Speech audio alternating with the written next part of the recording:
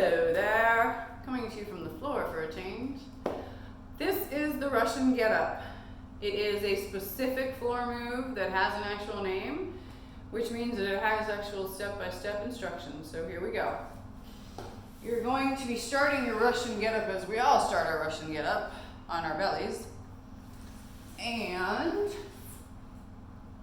you're going to first bring your, I would have my hands at my shoulder height.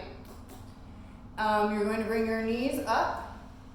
You're going to pick one leg, bring that one leg up into the air, and as you bring that leg down, you're going to slide your knee through and land yourself in pigeon.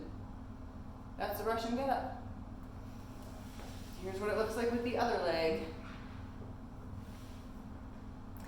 So, flat, come up, pick the other leg, Russian Get-Up.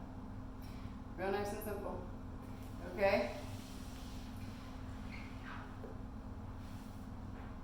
I'm not sure why it's Russian, maybe a Russian dancer came up with it, that'd be my guess. All right, here we go one more time. Up.